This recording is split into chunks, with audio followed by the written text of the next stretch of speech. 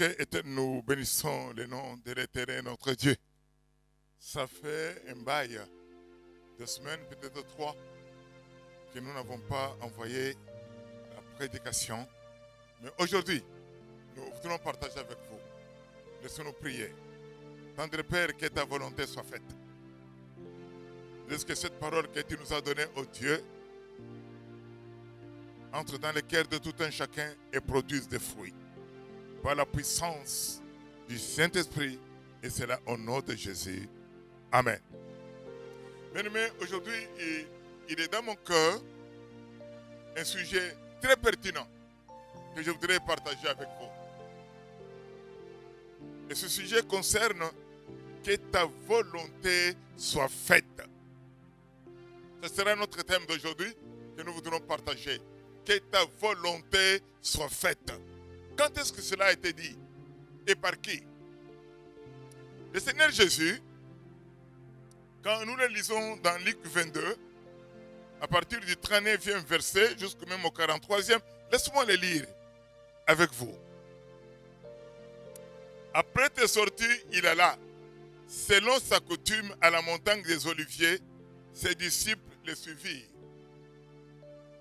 Lorsqu'il fut arrivé à ce lieu, il leur dit, priez, afin que vous ne tombiez point en tentation. Puis il s'éloigna d'eux à la distance d'environ un jet de pierre, et s'étant mis à genoux, il pria, disant, Père, si tu voulais éloigner de moi cette coupe, toutefois, que ma volonté ne se fasse pas, mais la tienne. Alors un ange lui apparut du ciel pour le fortifier. Étant en agonie, il priait, prit instamment, et sa sueur devint comme des crémeaux de sang qui tombaient à terre. Alléluia. Non, l'Éternel Dieu est grand. Ici, il s'agit de Dieu. Jésus-Christ Dieu. Il s'est fait Emmanuel. Dieu avec nous. Il avait une mission. Puisque au ciel, Dieu qui voulait réconcilier l'homme avec lui-même. Il avait demandé au ciel qui pouvait descendre pour lui sur la terre afin d'accomplir cette mission de réconcilier l'homme avec Dieu. La Bible dit, il eut silence au ciel. Personne n'accepta la mission. Puisqu'il connaissait l'impact de la mission, les conséquences de la mission, la douleur, la souffrance de la mission. Comme il n'y avait personne, Dieu s'est fait un corps. Il est descendu, il est venu habiter parmi nous. Emmanuel. Maintenant, le temps est venu où la mission devait être non seulement continuée, mais achevée. Et cette mission consistait à donner son sang. Ce que nous appelons le sang du rachat. Le sang de la réconciliation entre Dieu et l'homme. Il fallait donner son sang. Donc il fallait mourir. Et là, il s'agit d'une mort atroce. Lui qui était Dieu, il avait déjà tout vu. Et quand c'était arrivé, il est là, au jardin, pour pouvoir prier. Pour pouvoir prier. Il est là au mont des Oliviers. Il entra avec ses disciples, Jean, Jacques et Pierre. Il est laissé un endroit, il leur dit, priez pour que vous ne tombiez point en tentation. Lui maintenant, il est là prier. Quelle était sa prière? La prière était que Dieu éloigne de lui la croix. Était que Dieu éloigne de lui la mort. Il avait prié. La Bible dit, il avait prié. La première fois, selon l'évangile. La deuxième fois, selon l'évangile. Et à la troisième fois, bien aimé, on dit que Christ Jésus a prié jusqu'à ce que sa sueur s'est transformée en grémeaux de sang. Mais Dieu n'a pas exaucé. Bien aimé, j'ouvre une parenthèse. Beaucoup de gens pensent que leur prière peut changer la volonté du Seigneur. Non. Ta prière ne peut pas changer la volonté du Seigneur. Prier, c'est parler avec Dieu. Pourquoi ça ne peut pas changer? Parce que quand nous lisons dans Jérémie 29, 11, qu'est-ce que la Bible nous dit? car je connais les projets que j'ai formés sur toi, dit l'Éternel, projets de paix et non de malheur, afin de te donner un avenir et de l'espérance. Laisse-moi parler de la destination, de notre destin. Dieu ne travaille pas au hasard. Dieu a un plan pour notre vie. Il a un programme pour notre vie. Ici dans Jérémie 29, 11, on nous parle du plan de Dieu pour toi, du plan de Dieu pour moi. Pour nous donner un avenir et une espérance.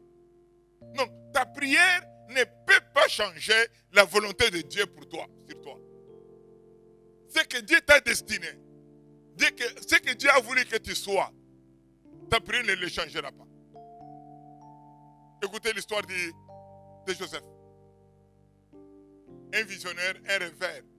Ce qu'il rêvait là, qu'il devient supérieur, ce qu'il rêvait là, son père et sa mère et ses frères s'agenouillaient devant lui.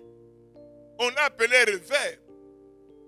Mais c'est ce qui était accompli textuellement. Dieu a fait que les frères de Joseph, comme Joseph lui-même a dit, vous avez formé des projets pour me faire du mal. Mais dans ces projets-là, il y avait Dieu. Dieu voulait que, quand la famine viendrait, je vous sauve. Donc Dieu a changé ce que vous avez considéré comme mal en bien. Alléluia. Alléluia. Donc, c'est le plan de Dieu. Dieu savait qu'à un moment donné, il y aura la famine. Pour que son peuple ne périsse pas, il faut qu'il y devance, qu'il amène Joseph jusqu'en Égypte. Pour que quand ce temps-là viendra, son peuple soit sauvé. Bien-aimés, laissez-moi vous dire, quand nous lisons dans Jérémie 7, la Bible nous dit clairement, vos voix ne sont pas mes voix. Vos pensées ne sont pas mes pensées. Il dit, réformez vos voix, réformez vos pensées, et je vous laisserai habiter en ces lieux. Ne dites pas seulement, c'est ici la maison de l'Éternel, c'est ici. Non! Dieu a ses pensées, Dieu a ses voix. Il faut connaître quelle est la pensée de Dieu pour dire quelle est la volonté de Dieu pour moi. Quand vous ne connaissez pas la volonté de Dieu, vous allez tâtonner. Pendant que je me préparais, une idée m'est venue. Du psaume 37, à partir du verset 4. Fais de l'Éternel tes délices, et il te donnera ce que ton cœur désire. Beaucoup de gens viennent. Ils pensent qu'en donnant une offrande, en donnant sa dîme, en donnant ton action de grâce, tu auras des faveurs de Dieu. Mais tu ne changeras pas la volonté de Dieu sur toi. Elle est immuable. Elle est inchangeable. Christ ne l'a pas changé. La volonté de Dieu était que Christ meure, qu'il lui donne de son sang, et son sang nous rachète. C'est pourquoi la Bible dit, nous avons été rachetés à grand prix, pas par de l'or ou de l'argent, des choses qui perdent de leur valeur, mais par le sang précieux de Jésus. Je rentre et je vous dis, quand vous priez, dites que la volonté de Dieu soit faite.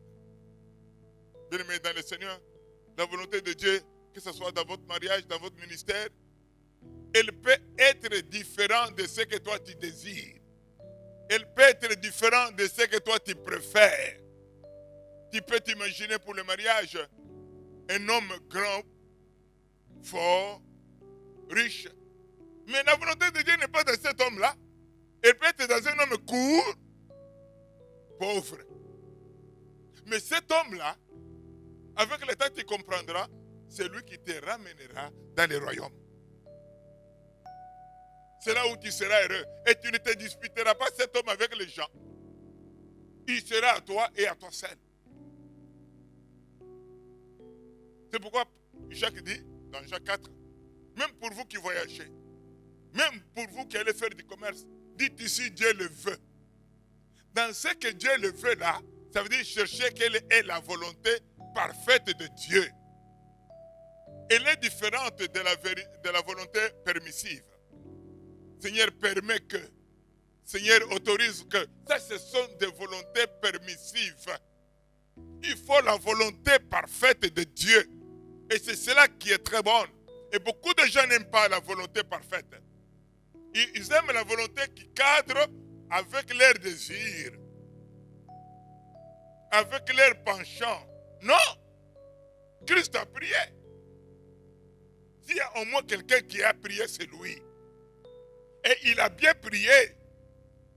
Il connaissait le Père. Il était même à genoux, accroupi là. En agonie, la Bible dit. Mais cette prière-là ne fut pas exaucée. Bien-aimés dans le Seigneur, Dieu a un plan avec chacun de nous. Il a un plan avec toi, il a un plan avec moi. Et quand tu commences à aller en dehors du plan de Dieu, Dieu n'agit pas. Quand tu sors de la volonté de Dieu, Dieu n'agit pas. Il est derrière sa parole pour l'accomplir. Et cette parole-là, c'est celle qu'il t'a donnée. C'est ça la volonté qui est sur toi. Si tu fais autre chose, tu pleureras. Je me rappelle un jour, un frère, on lui avait dit, non, ça c'est pas ta femme. Ça c'est un feu. Non, papa, moi je l'aime. Je l'aime beaucoup. Même Dieu m'est témoin. J'ai dit, c'est pas ta femme. Un jour tu vas pleurer. À peine marié, 2 ans après, même pas 2 ans après, jusqu'à la femme avait conçu, la femme avait tout brûlé dans la maison, même les photos de mariage. Tout ce qu'il y avait. Et la femme disait, je me suis trompé, je ne sais même pas comment j'ai été accepté, un type comme toi. Et l'homme a commencé à pleurer. Il est venu me voir. Il dit, mais je te l'avais dit que ce n'était pas la volonté de Dieu. Et c'est ça ce que nous sommes. Beaucoup de fois, avec des coups de folie, nous faisons ce que nous trouvons nous bons. Et nous voulons faire appartenir à Dieu cela. Non, ce n'est pas la volonté de Dieu puisque ça te plaît. Ce n'est pas la volonté de Dieu puisque ça, tu le préfères. La volonté de Dieu reste la volonté de Dieu derrière sa parole. Que dit Dieu? Zambé alobi nini. Que dit Dieu? Mungu anasema nini. C'est ça la volonté de Dieu. Et c'est cela où il faut s'impliquer. Et quand vous vous impliquez dans cela, vous serez dans la joie. Et la Bible dit quoi? Quand Jésus il dit que ma volonté ne s'efface pas mais la tienne, Dieu lui envoya un ange pour le fortifier. Parce que déjà dans Romains, la Bible dit quoi? Oh, je suis venu, oh Dieu, pour faire ta volonté. Pour faire ta volonté. Beaucoup de gens sont en contradiction avec Dieu. Même en contradiction avec eux-mêmes. Tout simplement, puisqu'ils ne considèrent pas la volonté de Dieu comme leur vie. Je ne veux pas aller très loin, je voudrais m'arrêter là et vous dire, si vous voulez être heureux, cherchez quelle est la volonté de Dieu. Beaucoup de fois quand David allait au combat, il s'inclinait, il posait la question, poursuivrai-je? Atteindrai-je? Délivrerai-je? Et les différents prophètes qui étaient avec lui lui diront, tu poursuivras, tu atteindras et tu délivreras. Mais une fois, il a posé la question, il lui a dit non, tu ne poursuivras pas, tu n'iras pas. Au contraire, va vers le milieu, c'était des arbres. Quand tu entendras le bruit, c'est alors que tu sortiras. Mais une fois, il a demandé au prophète Nathan, avec la joie, je vais construire le temple pour le Seigneur. Oh, je vais bâtir un grand temple. Et Nathan lui dira, en tout cas, tu es roi. La pensée, elle est bonne. Non, tu as une très belle pensée. Que Dieu te bénisse. Mais quand Nathan est rentré chez lui, Dieu est apparu à Nathan. Il lui dit, non, ça ne sera pas lui. Ses mains ont beaucoup de sang. Mais ça sera au moins un fils dans sa descendance. Ça ne sera pas lui. Nathan est venu dire au roi, vis éternellement. Mais Dieu a dit, c'est pas toi. Ce sera un fils après toi. Il était roi, mais Dieu a dit non. Le prophète a dit non de la part du Seigneur. Et David a accepté.